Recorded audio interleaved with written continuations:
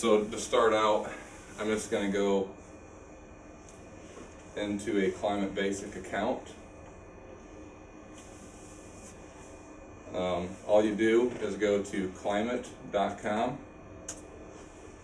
and when you have an account set up, you're just going to go to sign in up at the top right. And what I'm going to do is sign in to my boss's, Kurt Inley's farm, which is under his son Aaron. So I'm just going to log in under their account. And we're just going to go through a brief tour of what Climate Basic has to offer. I've already set some of you up with this, but so your home page here is just showing a map of all your fields. And off to the left, you just have a brief overview of the precipitation in the last 24 hours. And then you can see current radar. If I would zoom out, we would be able to see radar across the US.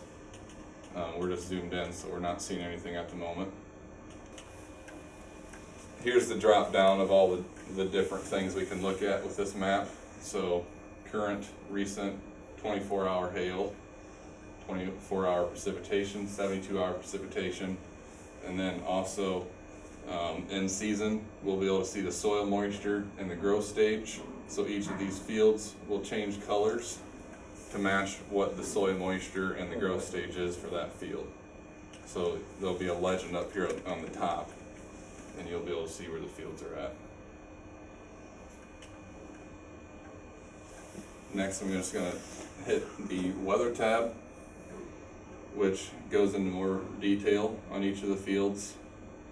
So across the left here will be your list of fields, and then precipitation, soil moisture, growth stage, and then here is the detailed forecast for the Turley field, which I have selected. You can see off to the left. So current weather forecast, hour by hour with wind speed and direction. 7-day forecast.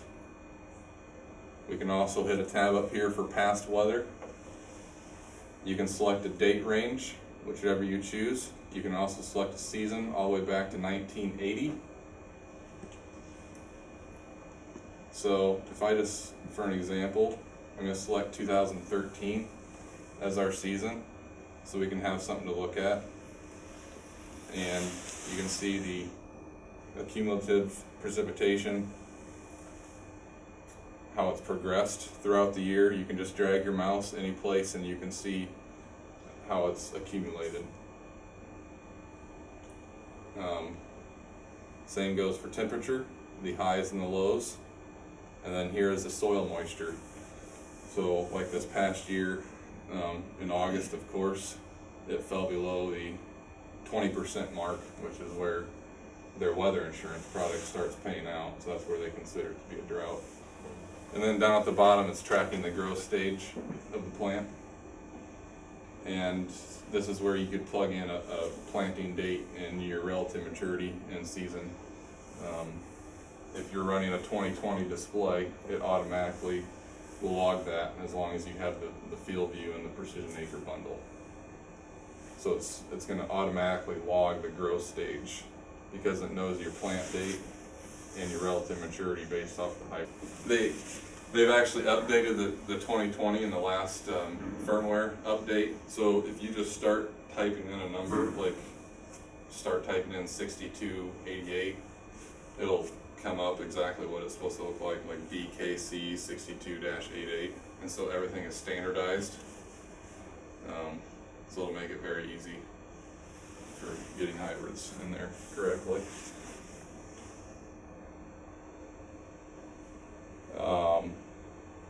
You can also run a comparison. Up here at the top you can see compare, and there's a drop down for 5-year, 10-year, and 30-year average. So I can just select 5-year average here, and you'll see a line that comes across with this. So you can see on that orange line, that's the 5-year average. You know, just for kind of cross-checking fields. It's just kind of interesting information to look at.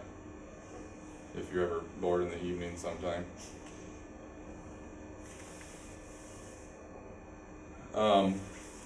One of the really handy features with Climate Basic is up here at the top right is where you have your settings. Select settings, and you'll see if you scroll all the way down, they have email settings, so you can have a daily precipitation email. So every morning it'll send you an email showing each of your fields, how much rain they got, and I don't know if it shows, I don't think it shows soil moisture and growth stage yet, but at least the rain, so you have an idea of what each field got. And you can also get a hail alert email.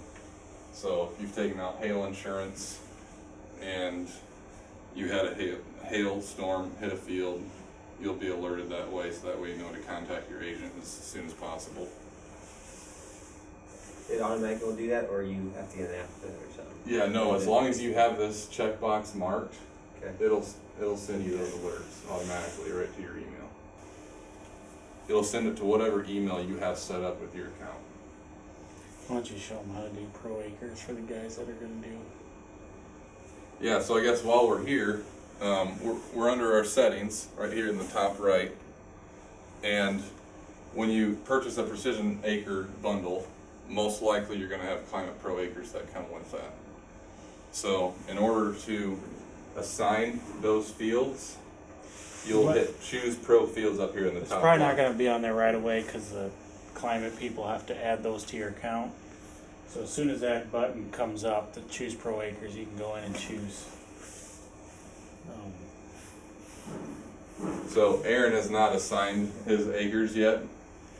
So you can see right up here, there's 250 acres remaining of corn. So he purchased the upgrade bundle. They already had a 2020. So it comes with 250 acres of corn, plus with that you also get 250 acres of beans. For every pro acre you purchase, you get free bean acres. So it's very simple. You just go through here, check mark the box for each of the field, and it just automatically tallies those fields up.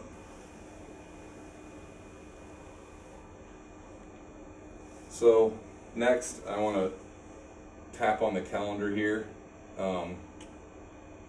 We're going to cover this more when we talk about Climate Pro, but in season, this is where you're going to have a calendar where you can record field activities. So you just tap on the date and you'll be able to record down that you sprayed 5 gallons to the acre of Roundup or something.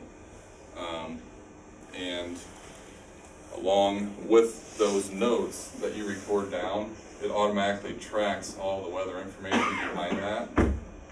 So at that time, it knows what the wind speed and direction is, what the soil moisture is, what the growth stage is. So then you can always look back on that note and see exactly where things were at. So one kind of handy thing with that is, say the farmer next to you is accusing you of getting some drift from your sprayer. You can go back and say, no, the wind speed was going the opposite direction at 10 miles an hour that day, so it wasn't my fault. We're going to cover a little more on this later. There's also reports we're going to be able to pull off of that as well. And then just really quick, I wanted to show the app. So if you haven't yet on your iPad, they released this app onto the Apple App Store just a few weeks ago. So this here is the climate app. So we'll be able to have the Field View app and then an app for climate right along with that. So you won't have to go through a web browser. So this is all that same information we're just looking at. It's just on the app. Those are all their different fields. I can select this field on Phil's North, and it'll bring up the hour by hour forecast, and then it'll bring up each day.